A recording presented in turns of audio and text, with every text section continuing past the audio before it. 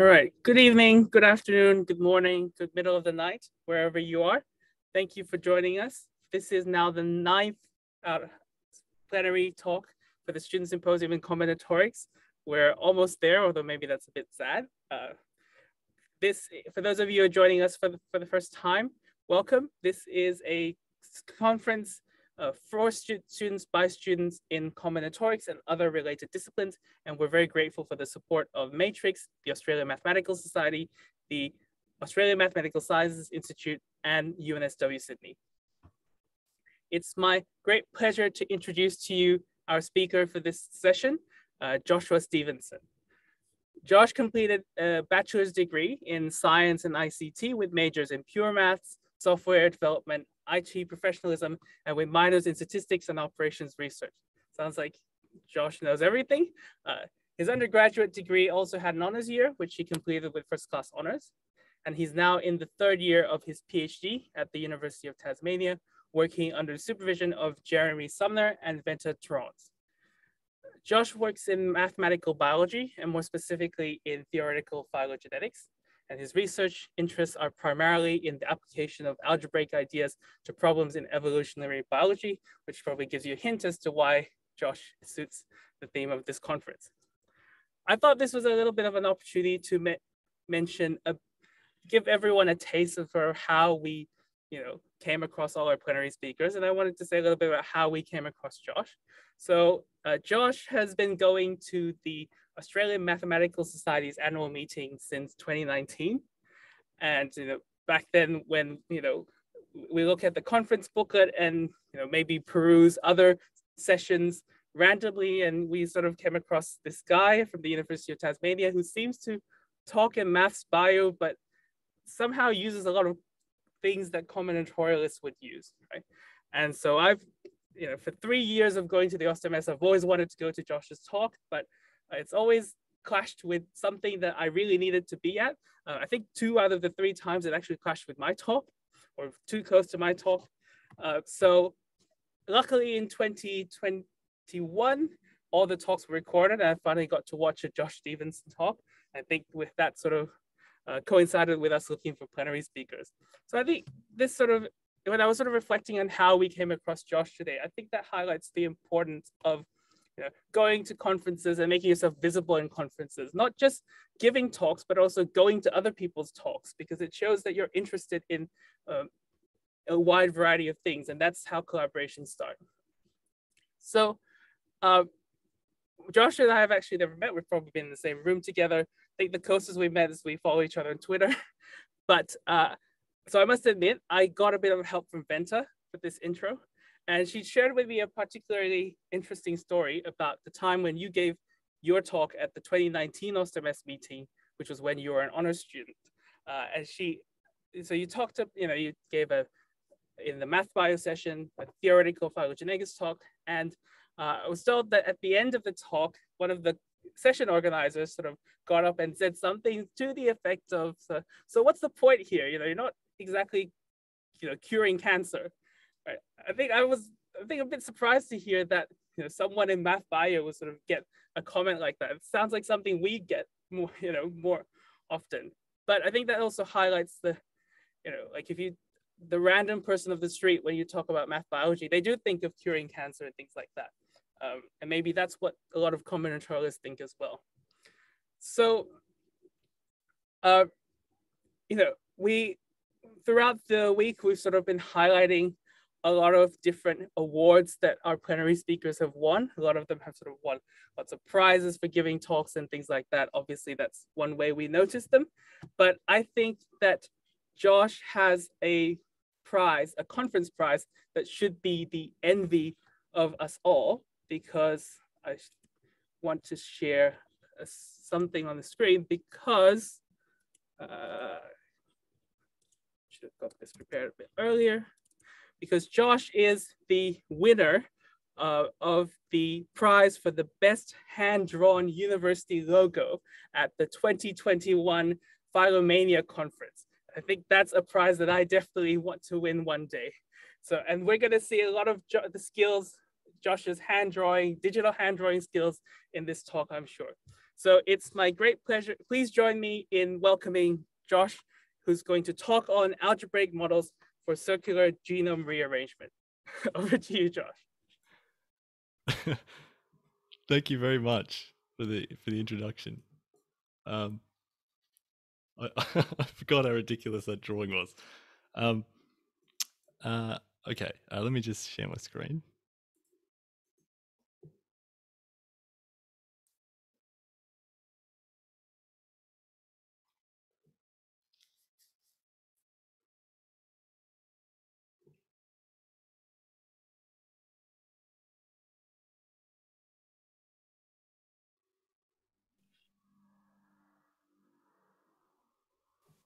Is that okay?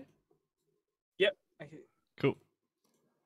Yes, thank you very much for the introduction, and thanks for inviting me to come and talk at a Combinatorics conference. It's very cool. I've never even been to a Combinatorics conference before. Um, so I'm going to talk about algebraic models of circular genome rearrangement. So it's possibly the most tenuous connection to combinatorics of all of the talks here, but hopefully everyone learns something. My PhD started in early 2020, and I have a picture of me looking slightly manic and a picture of my sourdough starter as evidence. So my project is in genome rearrangement modeling, but I've also done some other bits and pieces related to phylogenetics and just started looking into disease spread on graphs. So I do a bit of a range of stuff. That sourdough starter is long dead, but I'm still here, which is the important thing. So I'm going to start with an introduction to phylogenetics, and I'm going to enjoy giving an introduction to phylogenetics to people who aren't from a biology background. So I'm going to spend a little bit longer on that. If you take nothing else away from this talk, it would be good if everyone understood what phylogenetics is, and hopefully, potentially you could find some aspect of phylogenetics that you can apply your work to. It sort of draws in a bunch of people from all different sorts of areas of mathematics. Phylomania is usually where they end up. I know a guy who's doing inferring phylogenetic trees using hyperbolic geometry, which is kind of crazy. So there's all sorts of things. So I'm going to talk about trees from sequence alignments as the sort of main problem in phylogenetics. And then I'm going to talk about genome rearrangements, which is sort of the focus of my work. The inversion distance is the sort of first approach to that problem. Then I'm going to talk about some symmetry and how we can incorporate that. The genome algebra, which comes from the work of my supervisors. And then I'm going to talk about rearrangement models and actions. And then some possibilities for future work. So, Phylogenetics 101. One of the most important problems in biology, according to me, is understanding the evolutionary history of present-day species. So biologists sort of create these trees to describe evolutionary history using molecular data, so DNA sequence alignments, for example, and software packages. And so we want to develop the maths that sits behind these software packages and helps biologists to create trees. So I have an example of a phylogenetic tree here in the corner. My organism names are just A, B, C, D, E, F. I've sort of gotten into a habit of doing that instead of having actual animal names, because a biologist will stand up and shout, a gorilla is not supposed to be more related to a fish than a goat. What are you doing? So I just use letters now and shouted at one too many times. So hopefully over the next few slides, you'll see that it's not so hard to come up with an algorithm for inferring a phylogenetic tree. But it's quite difficult to come up with one that works really well in a bunch of different situations. And I think the main reason is that there's just so many trees. And so I thought, since this is a combinatorics conference, I would count trees. So we're interested in a specific type of tree. So I'm going to call them phylogenetic trees. And in particular, they're leaf-labeled rooted binary trees. And so we can count them quite easily. So on 2 leaves, there's only one tree with leaf labels 1 and 2. If I permute the leaf labels, the symmetries of the tree just give me the same tree back, right? So there's only one tree with 2 leaves. But then I can think about how I might add a new leaf. And I can either add one here, or up there, and label it 3. And I'm going to get a different tree for each of those options, because 1 is either going to be paired with 3 or with 2. So I have 3 options here. If I have 3 leaves, I can add a new leaf in any of these places. And so I have 5 options. For 4, I have 7. And for 5, I have 9 options. And so then the number of phylogenetic trees on n leaves is just the number of trees on n minus 1 leaves times the number of ways I can add a new leaf. And that is just 2 times the previous number of leaves minus 1. And so by induction, we just have 2n minus 3, double factorial. And so if you've not seen the double factorial, that just means we're subtracting 2 each time when we do successive multiplications instead of 1. And another way of writing this is like this, if I set n equal to the number of leaves minus 1. So I added this slide in because some people in their talks mentioned matchings. So the number of phylogenetic trees on L leaves is also the number of perfect matchings on 2 times n points if n is the number of leaves minus 1. So if you haven't counted phylogenetic trees, you might have counted matchings before.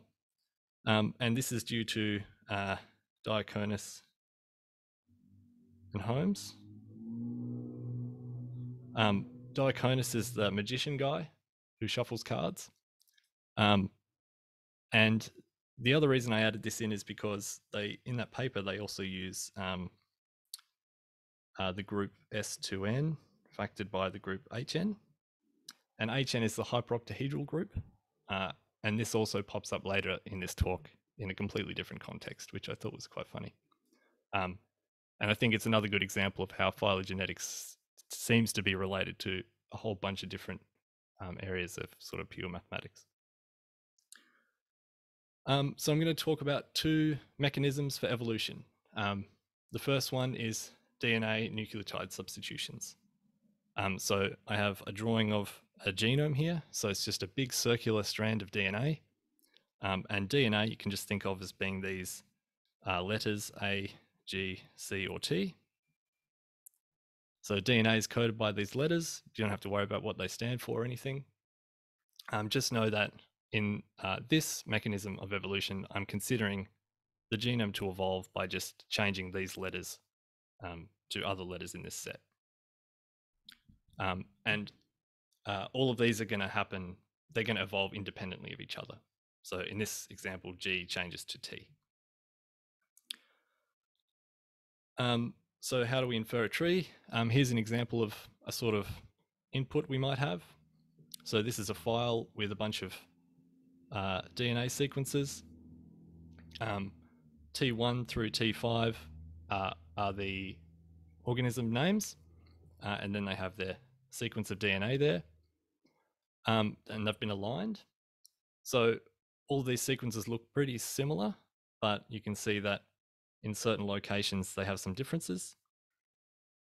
And remember I said that they all sort of evolve independently. So if we're trying to decide between 2 trees, we can take one column at a time of this alignment, and we just put the characters at the leaves of the tree, and then we ask, does this tree make sense for this particular column, this particular site? So the sort of simplest way to do this, and sort of the earliest way people tried to do this, is by maximum parsimony. And so this basically uses the assumption that the true history is probably the one that needs the smallest amount of evolution to make sense. And so in this case, if I have this pattern on both of these trees, I'm trying to decide which tree makes the most sense. I can say, if the common ancestor had a T in that location on this tree, I would need to have a change here from T to C, and I would need to have a change here from T to C to get CCC-TT at the leaves. And so this tree would need 2 changes. And on this other tree, if I had a T at the top, I'd only need 1 change on this edge from T to C for this tree to make sense. And so this tree only needs 1 change.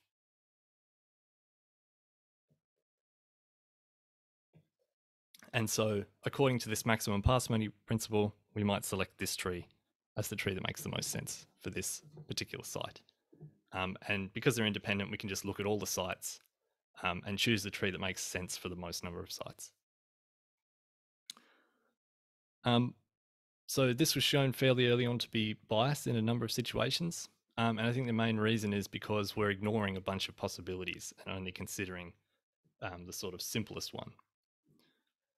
So now we have a bunch of other ways of doing this. So the first is distance methods, where we look at the sequences, decide on a distance measure that gives us the distance between each pair of organisms, like pairwise, and we construct a distance matrix, ask whether or not this distance matrix comes from a tree, and then try and choose a tree that sort of where the topology of the tree matches well with this distance matrix.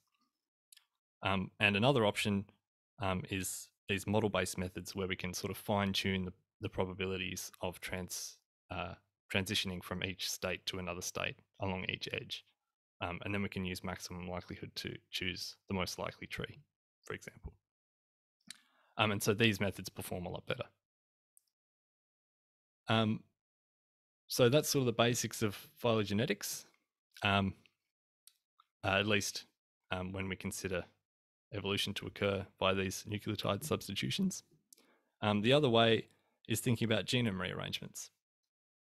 And so in this situation, we're ignoring those individual site changes, and we're just looking at large sections of the genome sort of being rearranged. So you might have 2 organisms and the same string of DNA is showing in both, but one of them's been reversed, or it's been moved further along or something like that. So there's been some larger scale change that's happened. And so we just consider evolution to occur via those events. But the goal here is the same. So because we're not looking at independent sites, we put the whole genome on the leaves of the tree. And we're going to do this just by thinking about distance measures, like I mentioned before. So we're going to look at the whole genome, each pair of genomes, and say, what's this distance? How can I estimate this distance between these two, for example, and then all the other pairs? Build a matrix, and then we rely on those other methods for turning that distance matrix into a tree. So we're just going to focus on working out distances between genomes now.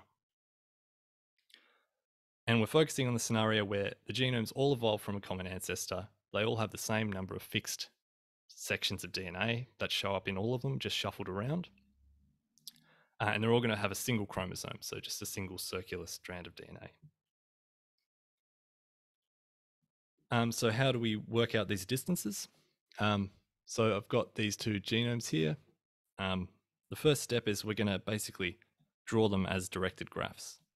That's the first sort of abstraction that we do. So these inside labels are just position labels, so I can see where the regions are going. And the outside labels are the region names. And so to read this graph, you would say region 3 is in position 1. And the arrow is an arbitrary choice, and it's just there to keep track of when that region is reversed. So when it's flipped around, if the arrow changes direction, I know it's been turned around. So how far apart are these genomes? Well, we can say that if you take this section here and break it apart and flip it around, you get this bit. And so we can say that this needs only one inversion of those 2 regions. So we might say that these 2 are really closely related, but of course it depends on which rearrangements we consider to be single steps. So the next thing we want to do is represent these things in an even more convenient way, and that is by using permutations. So it's ubiquitous in the literature to refer to represent these things as permutations, and frustratingly in a bunch of different ways. But for our purposes, we're just going to write them down as maps from regions to positions. So I'm writing them down in this 2-row notation where we have the region labels across the top. And for genome A, region 1, for example, is in position 4. And region 2 is in position 2. 3 is in 1. 4 is in 3. And 5 is in 5. And we just put a little hat above the position if the arrow is going counterclockwise. Okay. So we can also write down the rearrangements as permutations. So they're going to be maps from positions to positions.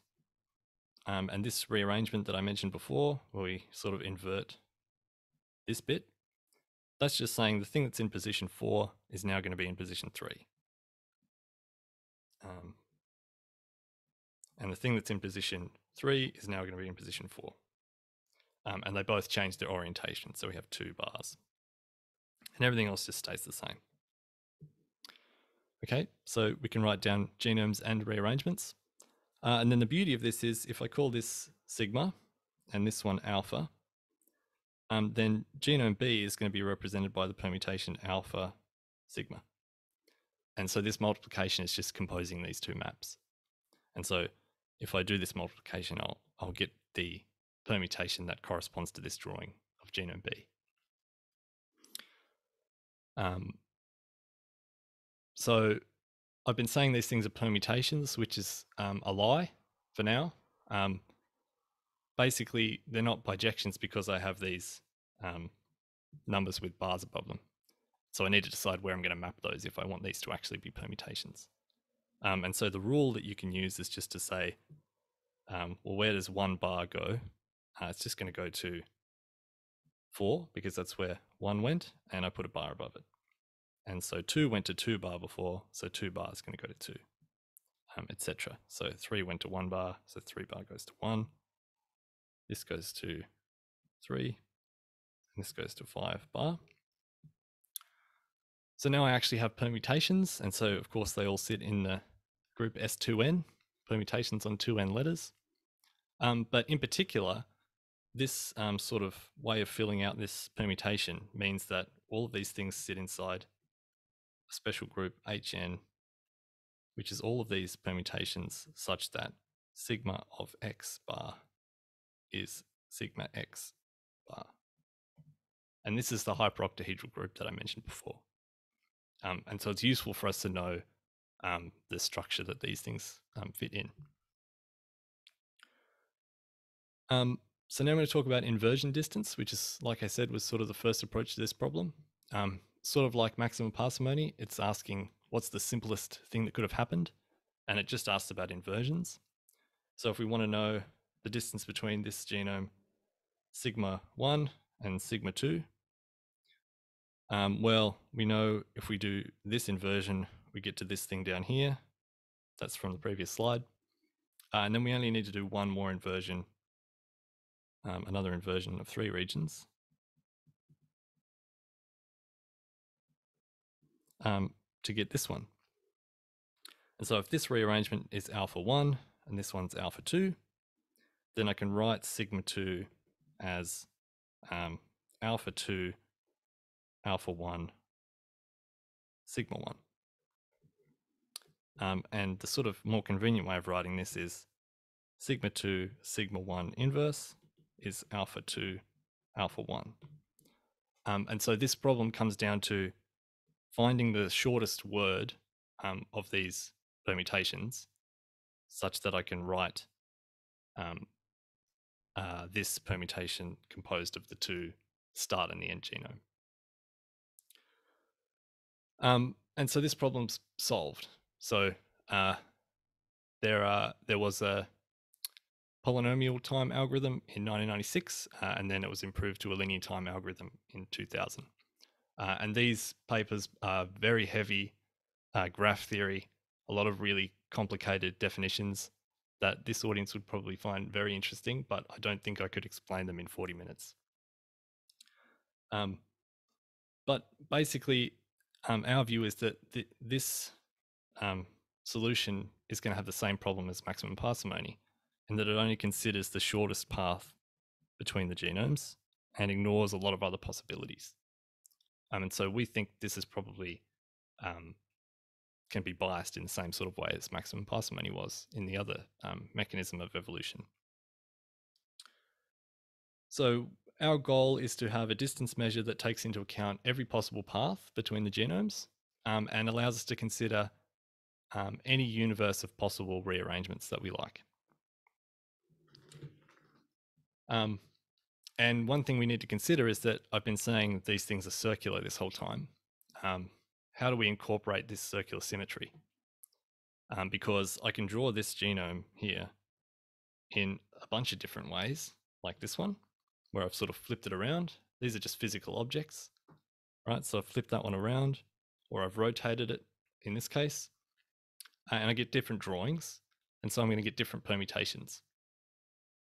So how can I find an object that represents all of the drawings of a genome? Well, if I write down that rotation and the flip, I get these two permutations for n equals 5 at least. And in general, if I take the subgroup generated by them, I get the dihedral group. So that makes sense. So these things are basically polygons, so they have dihedral symmetry. And so how do we get objects that correspond to genomes? Well, we can just factor our group Hn by Dn, and we get a set of cosets, Dn sigma in Hn. So that's sort of the standard way you would do this. And so this isn't a group, but we at least get a set of cosets that actually correspond to genomes. And so we know how many genomes there are. This is actually, the size of this is actually the size of Hn minus 1, which makes sense because if you fix a particular region, that sort of fixes the orientation of everything else. But we want to do it slightly differently. So rather than just looking at cosets, we want to incorporate all of these flips and rotations into a sum. So this is a sort of important element. It's just a formal sum of all of these dihedral elements. So instead of a coset, we just take our permutation sigma and we multiply z into sigma, and we get a sum of all of the possible representations of our genome. So this is just a sum of everything in the coset, basically. And we also want to take all the flips and rotations after we apply a rearrangement. And so our rearrangements are also going to be written as Z alpha instead of just alpha. And so then when we apply them, we get Z alpha, Z sigma, and that's going to be a sum of all the possible genomes we might get. So it's like a sum of sums. And you can think of it as like all the flips and rotations of alpha applied to all the flips and rotations of sigma. So we're incorporating all the symmetry of the rearrangements and the genomes into one.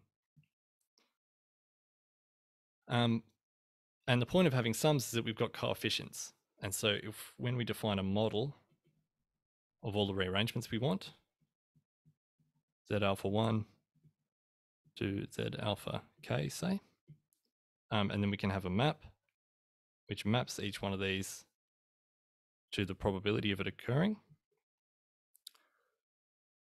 We can incorporate that whole model into a sum where the probability of that rearrangement being applied is the coefficient of the rearrangement in the sum.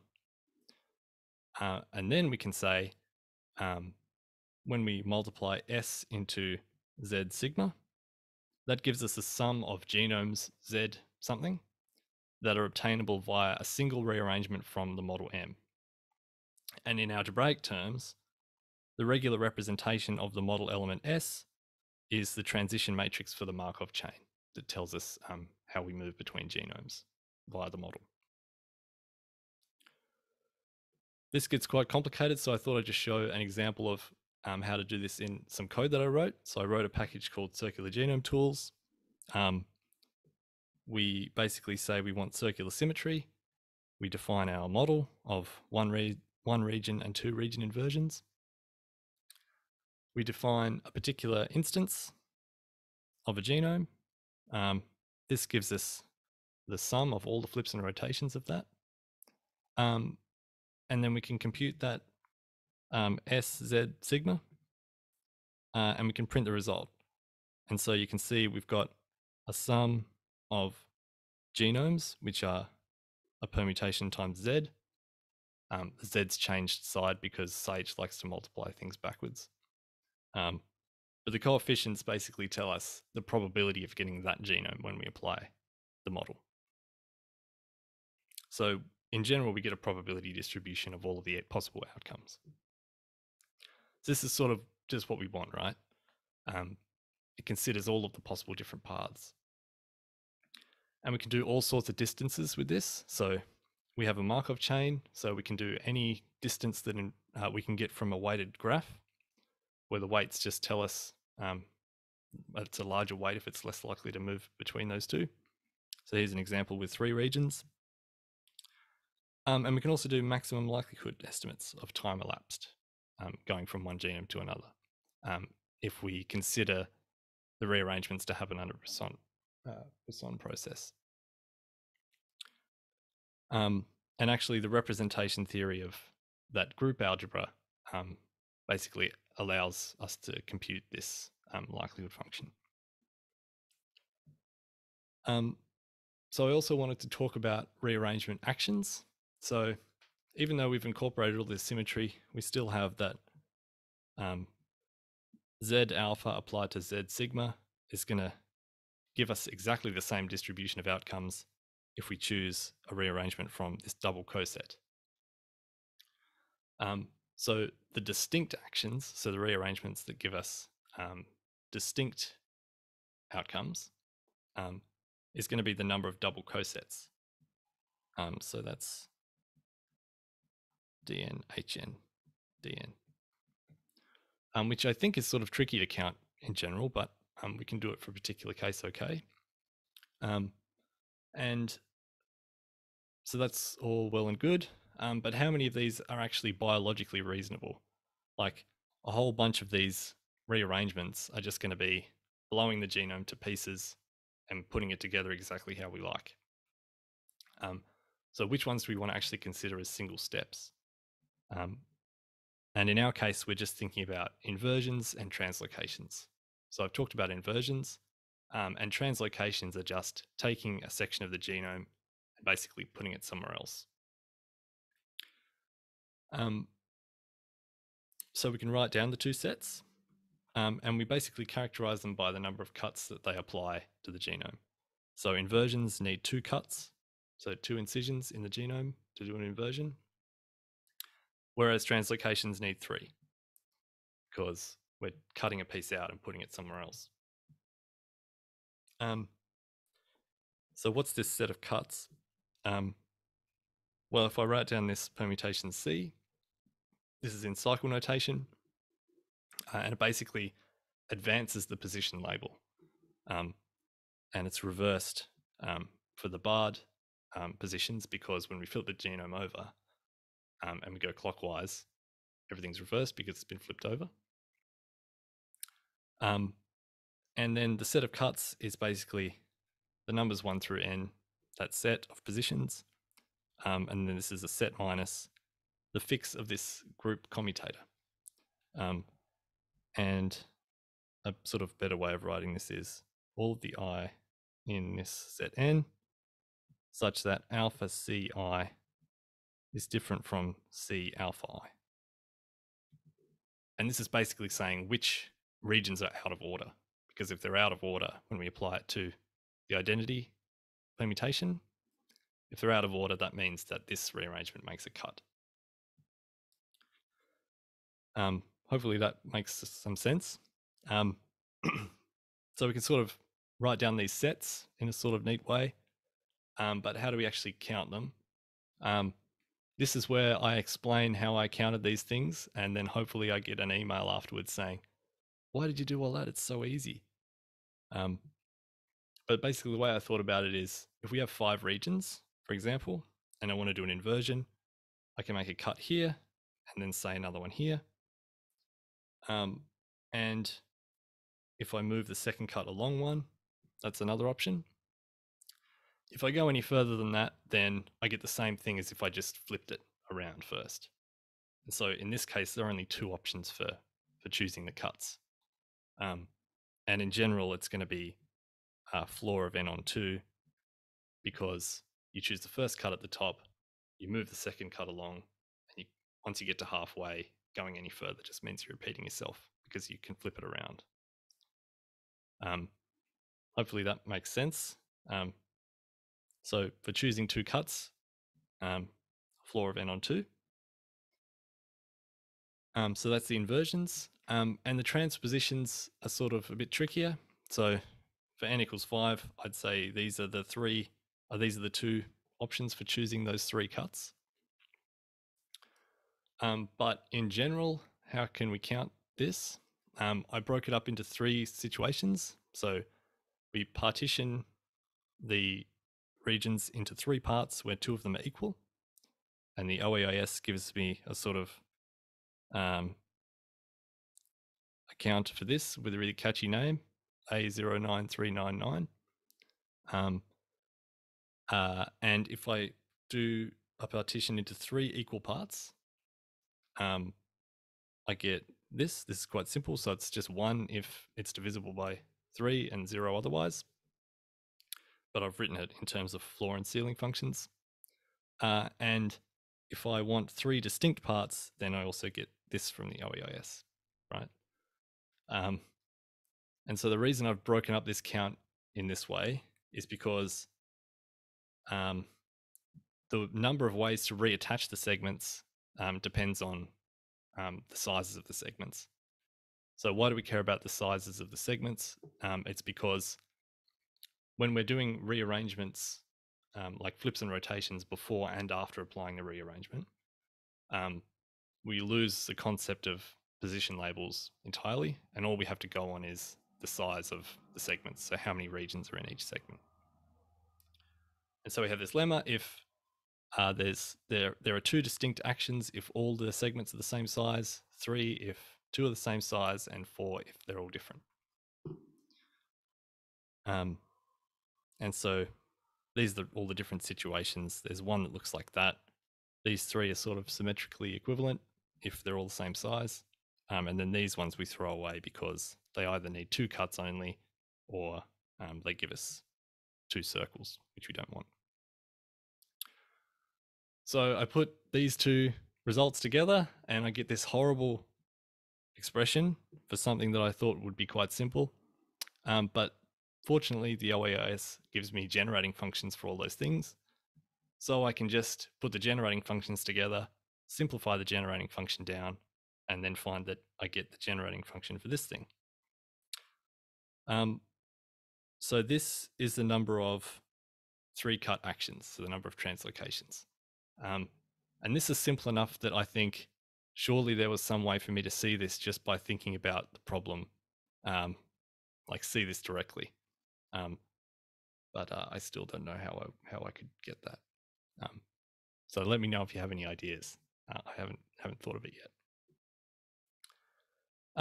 For future work, I want to work on this Sage package some more so we can compute more distances and compute them more quickly. I'd like to figure out how to do insertions, deletions, and have multiple chromosomes, so multiple circles. And it would also be quite good if we could compare this distance with some other distances people have used, either using some data or with simulations. Thanks very much for listening, and thanks again for inviting me to come and talk. There's a preprint of a paper on the archive that explains all this stuff and some more things, and then the code on GitHub. Thanks. Okay, I see a lot of applause. Please join me in giving Josh a virtual round of applause for this talk. So if you have any questions, please put them in the Q&A feature on this Zoom webinar, and I'll relay them to Josh. It might take a while, so for people to type up the questions. I was going to say that if you want to know sort of, if there's an easier way of sort of interpreting that, maybe put it in a first year exam or something, and maybe some student will tell you. That's a great idea. Yeah. And you also get bad teaching evaluations. But okay, so Yeah. while we wait for people to type in questions, I might ask a few of my own. I was just wondering sort of how different the computational time is with the algebraic models versus, say, the more shortest path models. A lot slower. They're a lot slower. We can only do like up to maybe 7 regions at the moment. And that's with the representation theory stuff helping quite a lot. Okay. So that's one of the big things we'd like to do is be able to do more regions, but it's sort of quite difficult. I think if we can learn some more about the representation theory of this algebra, then we might be able to get some more improvements. But until then, it's pretty slow. So is there sort of possibly like a compromise model? Yeah, well, so I mentioned there are these. Let me just go back. Sorry, where was that?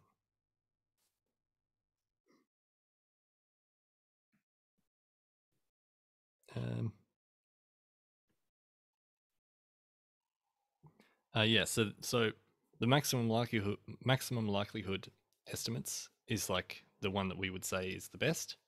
But there are also these graph-based distances, and we can do those for more regions, and that's sort of a compromise. Like the mean first passage time on the graph is that takes into account a bunch of different paths between genomes. So that also has that benefit, and that's a little bit easier to compute.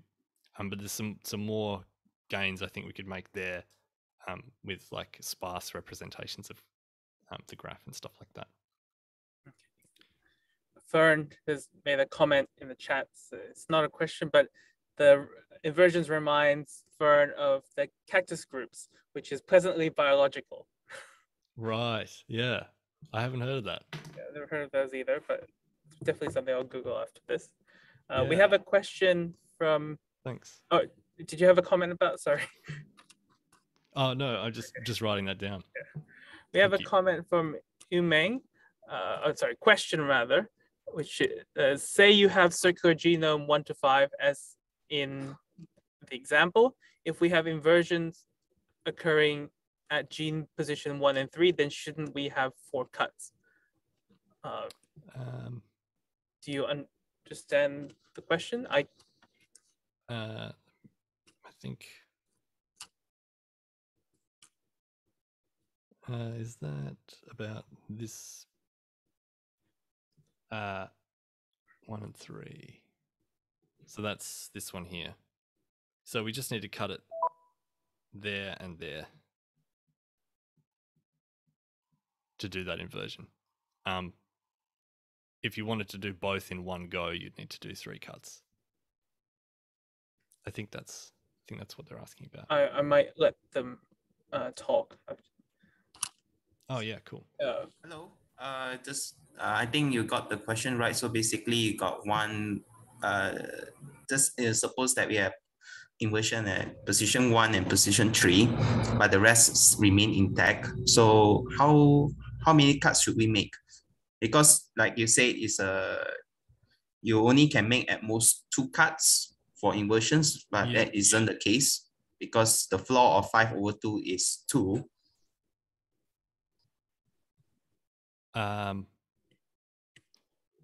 Yeah, so this is I think I see what you mean. So when I'm talking about the counting later on, I'm talking about what I'm calling rearrangement actions. So this is with all of the symmetries taken into account. So I can rotate them around before I apply the rearrangement or after I apply the rearrangement. It's sort of difficult to explain, but if I could show you the big sums of permutations. I see. Because I'm just curious because that are you so what I'm trying to say is that this is not a not generator of a group. Is that what you're trying to convey here? I'm not quite sure what you mean. I mean, you describe it as, like, example, you describe dihedral group as one is the reflection, one is clearly a rotation. Yeah. In short, dihedral group is generated by a reflection. Yeah. Like, say, if you do it on a triangle, you can say it's generated by rotation of 60 degrees. I mean, sorry, 120 degrees. Yeah. Which one is that, and the second one will be reflection, say a reflection along with the x-axis, for example. Yeah. Yeah. Yeah. Yeah. So we could do flips or rotations. So yeah, we get the dihedral group that way. And one more thing, I'm just curious, have you looked into the groups HN and DN as a causator groups? I think that would be very interesting. Yeah, briefly. Yeah. That sort of helped when I was looking into the representation theory to view them as Coxeter groups. Yeah. So I have looked at that a little bit. Yeah. Because causator groups has the very nice combinatorial properties, which I think you heard it known as Brouillard order. Right. You can write the elements as short as words. I mean, you can say, okay, you do reflection first, then you do rotation, and thereafter, and thereafter, and that. I mean, they describe it in terms of rotations. Yeah, okay. So for the triangle example, you can describe it as a group generated by 3 reflections. Like, you can draw one on each, how to describe it, is one cutting each edge. So basically you get reflections 1, reflection 2, and reflection 3. Yeah, right. Okay. Yeah, so I can describe every single elements of this dihedral group for a triangle would be just in terms of these reflections. I don't need to describe rotations anymore. Yeah. Yeah, okay. Yeah, I might have to revisit that. Thanks. No problem. Okay. Thank you, Meng. Any other questions? I do have other questions. Okay, maybe I'll ask something in the meantime. So, are there any competing models? Are there any other grand ideas that people have at the moment? Yeah, I mean, people are doing some different things. Yeah. I think none of them are sort of as comprehensive as this in terms of like a lot of them still only really consider like the simplest path between the two genomes. Like there are some, I talked about the inversion distance. So that's just the minimum number of inversions you need to go from one genome to the other. There are a bunch of different ways of having multiple chromosomes or having translocations and insertions and deletions and stuff. But they all still only consider the shortest possible path from one to the other. Okay. And so this is sort of the only way that I know of that sort of puts probabilities into the mix and sort of considers different paths. Yeah. So, I mean, we were talking a bit earlier about sort of the challenges with the computational time of this. And do you reckon that what breakthroughs do we need to make in either combinatorics or other areas of maths to enable the algebraic models to be more feasible for real world applications? Yeah. Yeah, I don't know. In particular, I don't know anything in particular that would help dramatically, other than just.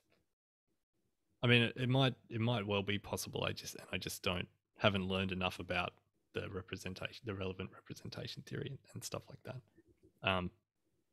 I don't think I could say in particular what theorem I would like to be true that would help me. But yeah, I have a feeling that it'll be all right and we'll get there in the end. But that might just be optimism. All right, looks like, oh, I missed a question because I'm, all right, so we've got a question that asks, so what are the big hurdles that come with expressions you mentioned at the end, such as considering multiple chromosomes? Yeah, so I thought about multiple chromosomes. So if you just think about the permutation, like say just with 3 regions, I've sort of thought a little bit about how could I encode information about the layout if I have multiple chromosomes, right? So like this is just a circle, and how can I have, you know, like 2 regions and then a loop or something? I don't quite know how to include that in an algebraic way. Like maybe have like a pair of things and have it as some sort of semi-direct product or something. I just haven't sort of worked out how I can set it up so that I can apply rearrangements, like, and they're independent of the genome that they're being applied to. So it's another situation where like I sort of get the feeling that there's some algebraic structure that will encode that information and it'd be really convenient, but I haven't thought of what that might be yet. And for insertions and deletions, it's the same sort of thing. Like I've got HN as the group. If I allow the number of regions to change, to go up or down, I sort of have to, if I'm going to use a group, I have to sort of cap it at some point, as far as I know. So it just comes down to getting the right algebraic structure. Yeah. I feel like a lot of this is, so like what people say about combinatorics, and it's like it sounds so simple, it sounds so easy to explain, and yet it's actually so difficult. Yeah. Yeah. Okay. Okay, we do have one more question for Cox. I don't think it's a question. Meng is sort of giving us some references. I'm gonna screenshot. Probably, yeah. Yeah. So I'll let the audience read that. It's just some references. All right. Cool. Okay, I think we need to wrap up here. So could you please join me in applause, and maybe if you happen to have a sour beer, raise a glass to thank Josh for this incredible talk. I've only got water.